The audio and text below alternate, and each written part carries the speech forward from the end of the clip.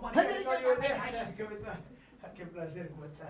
I thought I was gonna be over there looking at you in the camera, some Zoom room. Hi, how you doing? What a pleasure. What a pleasure. Legend. Oh, igual. The Latin Legend. Barbara Walters.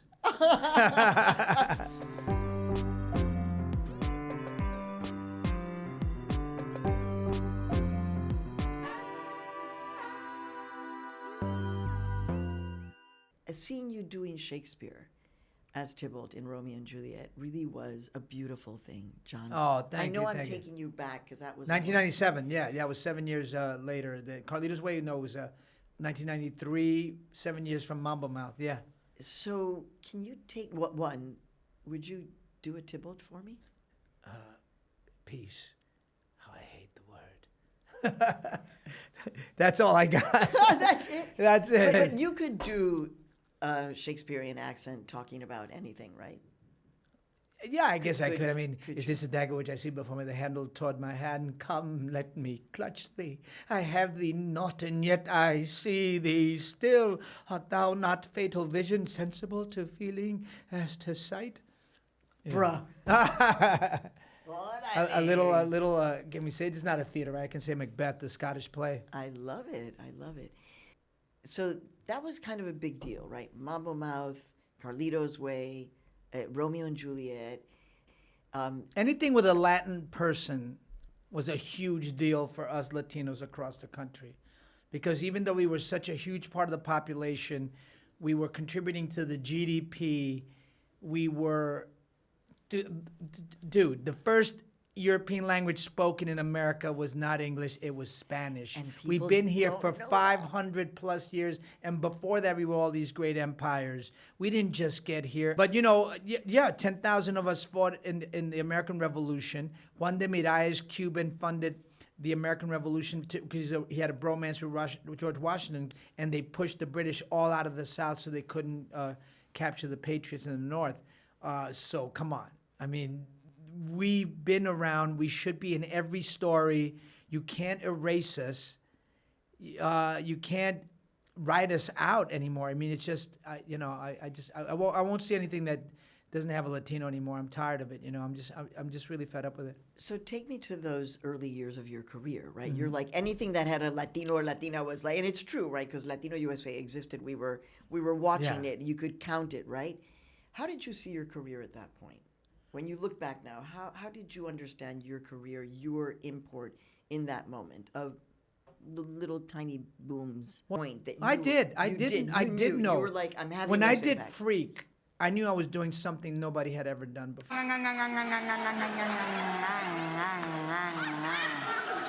And Freak is the one that ends up on Broadway. Yes. Okay. How long did it run for? I ran for as long as I could. I think 6 months is all I could take. Oh, right, because it was a very physical show. Oh my God, right? it was so intense. And I've been doing it for 3 years already. Yeah. Getting it to Broadway, performing it. People do love to see you dance, John. I'm my list of No, questions. I was a good dancer. I still got some moves. Yeah.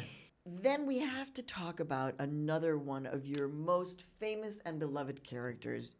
I wonder if you know who I'm going to bring up. Chichi Rodriguez? Miss Chichi Rodriguez. How could it happen? There were not that many lovable Latino characters being written. We had Carlitos Way, gangsters, Scarface, gangsters. It was just gangsterism. There's the only thing they would allow us, which was a negative portrayal, even though we were all trying to make it positive. But here was a positive character, man. She had respect. She had dignity. She had aspirations. As you hadn't seen Latin characters have that. We weren't allowed to express that. They weren't writing that for us. And Douglas Bean Carter wrote that. And he let me, I ad-libbed like crazy and built up the character even more. Like I did in Carlitos Way too. I ad-libbed like crazy. Because I'm a writer, so I can, give everything a little more jazz. And I did. I mean, a lot of LGBTQ plus teenagers came up to me in the era and said that they felt like they could come out because of Chichi Rodriguez. So it was a beautiful thing that we did. I love Chichi so much. Me too. What do you remember about bringing Chichi to life, and how much were you involved in the whole look, which was fabulous? It was incredible because we all went into amazing real research because we wanted to be as authentic as possible. And there was a big deal for two action stars like Patrick Swayze and Wesley Snipes to want to get into the trenches. That was a big deal. Huge. To be these two romantic male lead action stars. That was a big deal. And we went to Sally's 2, Escuelita, which were all the way Oh, you were in La Escuelita? Yeah. It was incredible Oh, is to it? see Latin and black drag queens doing drag balls. It was they were so open to us and so generous. And then, you know, BB, oh my God, B-Ban Kidron, the director, got us tutors, mentors. So each one of us had a drag queen mentor. I had Larissa Dumont. She was my mentor, and, you know, she would teach me how to walk, how to hold my hands, how to do everything. And so Wesley had a black drag queen mother, and Patrick had a white one. And I had a Latino, Puerto Rican from the XBX, you know, South Bronx, and it was amazing. You know, I thought that all came naturally to you because you were doing women characters, whether it was Mambo Mouth or Spikorama, or even Freak, I was doing it in my show, but still, it was not my life. So I was not walking properly. I didn't really walk with real shoes on the stage. You know, all that was just not really part of my life. So they had to, like, you know, tape our chests together to make it look like you had breasts and these male appendage hiding underwear. I mean, it was crazy what the torture that they put us through. And you know how to walk properly. I didn't know, you know, like, I didn't know that women walked with, like, I guess one leg in front of the other and stuff like that. So they would teach us how to be proper women, and it really helped. It helped me a lot because I borrowed her accent. I borrowed so much from Larissa. No one asks you to kind of, hey, become Chi-Chi now? They don't? No, because Just they know me? it was, yeah, just you. Oh, my God. Because it's been so many decades. Come on. Weather is like outside. Well, it's really hot and muggy, and it's really terrible, right? It's making my hair curl up, and I really don't want to do that right now. I have Caribbean hair, you know. Love you, Chi-Chi. So can you talk a little bit about why, in fact, having women in your shows, whether it was your mom or your tia, why the presence of women? Why was that so important for you to include? You know, a lot of men don't necessarily. I mean, a lot of Latino comics do, but this was acting. This was not just comedy. This was. Why did you feel it was so important? Well, because my comedy routine was different than everybody's. And I started taking personal stories and giving them life. Like, before Nutty Professor, I was the first person to play all his entire family, you know. And, you know, I think Eddie Murphy might have got the idea from Spikorama because I played everybody in costumes and whatnot. Right. Yeah. And then, you know, before Mambo Mouth, Martin Lawrence wasn't dressing like a woman, and Jamie Foxx wasn't dressing like a woman. So, yeah, I feel like I always influenced American comedy. And Freak, I feel like I took comedy to a darker level because American comedy was very glib, very light and shallow. And I started bringing in pain. And I started bringing in real sexuality. Then you had Something About Mary, because I had been doing that on Broadway, and the Whites brothers came to see me. And the Farrelly brothers, they saw my show, you know, because I was doing all this jizz play. Yeah, and all this, like, a sandwich put in my penis and sex, and you know, so very for American Pie. So I influence American comedy in so many different ways, and people tell me that. So yeah. I'm happy to hear that. It's weird to be this mature and to have a legacy. I mean, this old? Yeah. I like what you say. We're trying not to use that word, but you and I, the fact is that people do say, "Wow, you had an impact on my life." It's not like. I mean, did you say, okay, I'm going to do this because I want to change people's lives? I feel like you were just like, I'm going to be an actor. No, I wanted to change people's lives. I did. I think you as an artist can say, I want to do things that have a statement. I want to do things that have import. I want to do things that change the world. I think you can say that. I think that can be your motivation for what you write. And I knew when I wrote Freak that it was going to change things because nobody was writing about themselves and talking about child abuse, spousal abuse, all the things that I was talking about in the show, making it a show. Yeah, it was funny and comical, but there was a lot of deep things I talked about. So it is no secret where you stand politically, right? You are very much anti-MAGA, anti-Donald Trump. A social democrat. A social democrat. And you took another big step earlier this year. You posted a video on your social. Right. Okay, you basically said, what did you say?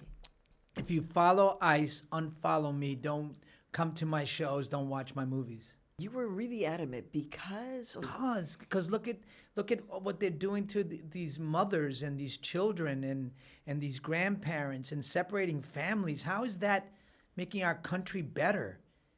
Immigrants are not criminals. They're the least criminal element in our society. If you follow ICE, unfollow me. Don't come to my shows and don't watch my movies.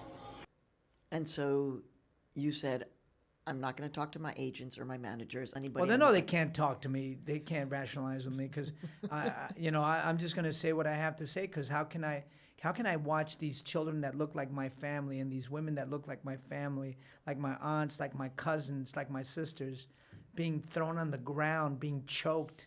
And how many people did you lose followers? What happened? I think people know where I stand, so the fall off is not much. You They know- do come after me though. I mean, every time I post, they start like try to dig up stuff on me, try to post negative things about me, try to attack my standing in the acting world. Like where have you been? You disappeared. Come for me. Yes. Okay. So rapid fire. A role you've done early in your entertainment career that people might not recognize you from.